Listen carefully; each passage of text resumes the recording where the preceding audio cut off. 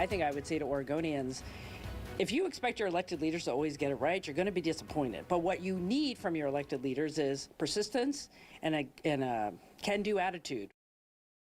Tonight, Katu is on your side asking Oregon Governor Tina Kotek tough questions about the failure of the transportation bill. We also got her response to claims Democrats in the legislature are protecting the governor in her re-election bid by sending the referendum to voters in May. Republican gubernatorial candidate Christine Drazen and others say Democrats want to avoid having that question on the same ballot Governor Kotek will be on when she runs for re-election. Thanks for joining us tonight at 6. I'm Ray Gazaway. And I'm Deborah Knapp. K2's committed to going in depth on the stories that matter to you. In fact, tonight, Christina Giardinelli will bring you those answers from the governor and hear from Republicans why they want to vote to proceed in November as planned. We're getting a clearer picture of how the funding gap will impact ODOT. We'll explain how we got here and why repealing the bill is likely no longer an option. We have team coverage for you tonight. K2's Vasily Varlamos has the latest on potential cuts to ODOT. The agency shared a proposal this week to eliminate hundreds of positions amid a more than $240 million budget shortfall. But first, let's go to Christina Giardinelli, who met with Governor Kotek today and asked those tough questions. Christina, what was her response to Drazen's claims? Yeah, you know, I asked her whether or not that claim was true more than once, but she declined to give a yes or no answer. I also asked her how she feels the failure of the transportation bill reflects on her and her ability to be reelected. Yeah, Republicans claim that the transit bill question was put on the primary rather than the general election to avoid having it be on the same ballot as your election. Is that true?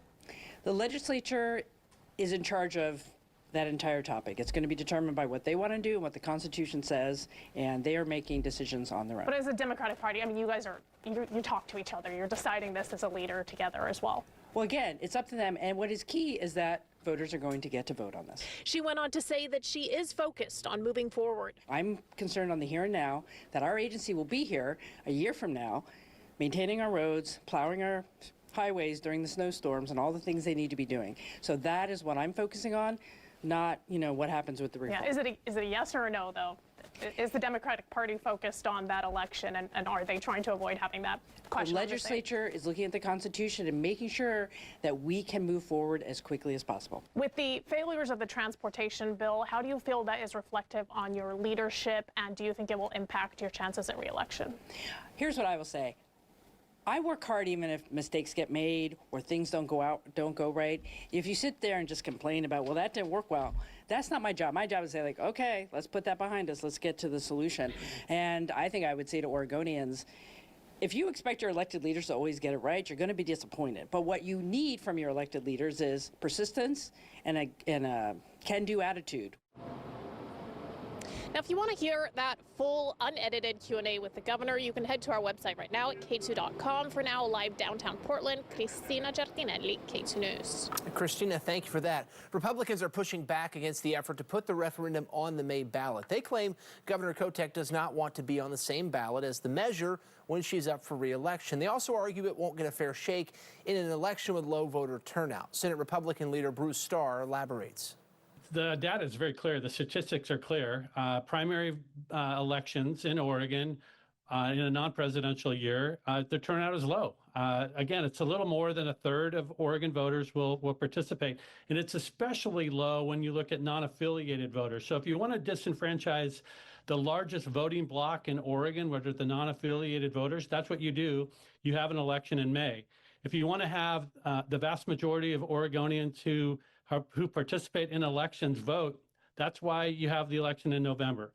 This is politics, pure and simple. The Democrats don't want to share the ballot with their highly unpopular tax increase.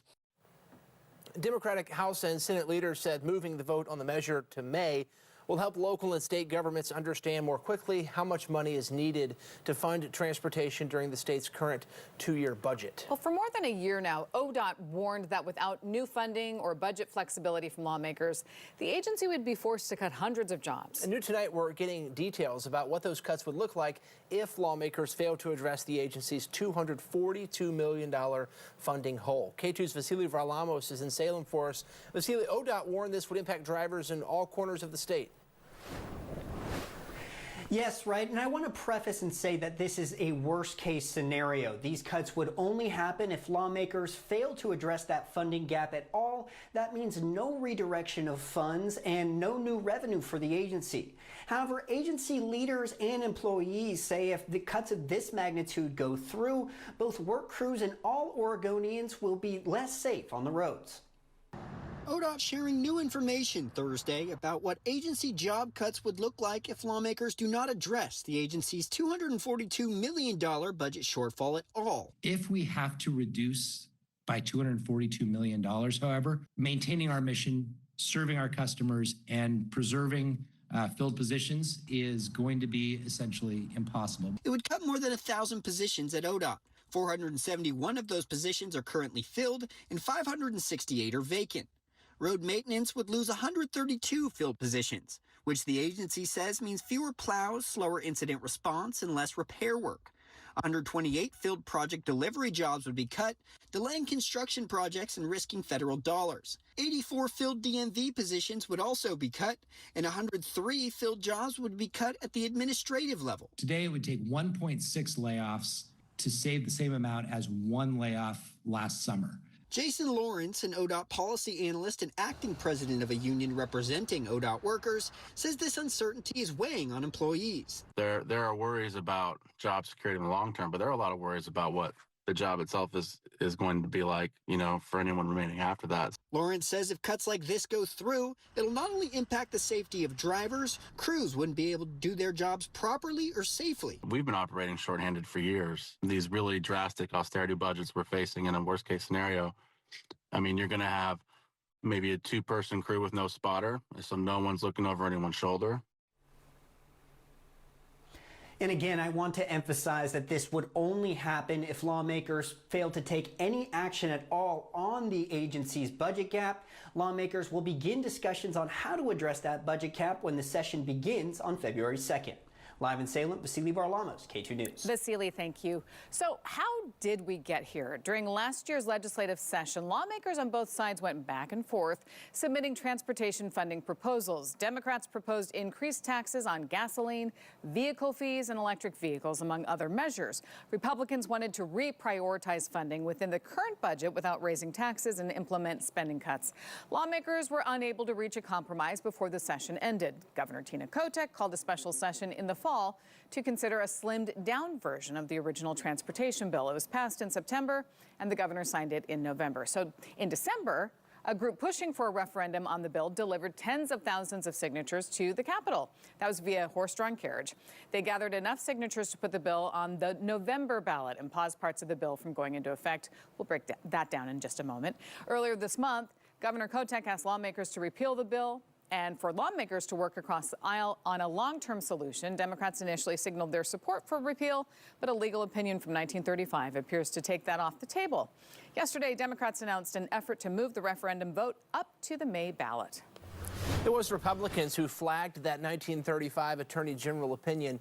It states the legislature cannot repeal a bill if voters have called for a referendum. There was some back and forth over whether that 1935 opinion stands today. We are still working to confirm the status, but as we mentioned, the Democrats did just propose a bill that would keep the referendum in May. So we are dedicated to explaining how this bill and the taxes, of course, impact you. As we mentioned, parts of the bill are on hold under the referendum, but other parts are it still went into effect, December 31st. So here's what's on hold. A 6-cent gas tax increase, registration and title fee increases for most vehicles, and the payroll tax increase. What is in effect? Several accountability measures for ODOT, including mandatory biennial performance audits of ODOT and expanded legislative oversight of its major projects, among other things. Drivers of electric vehicles or cars that get more than 40 miles to the gallon have an extra $30 per year registration fees. We want to hear from you. To vote for this, scan the QR code on your screen with your phone and tell us, when do you think the transportation bill should be on the ballot? May or November? Right now, 92% of respondents are saying November. Again, you can vote by scanning the QR code. It's on your screen right there. You can also find this poll on our website, K2.com.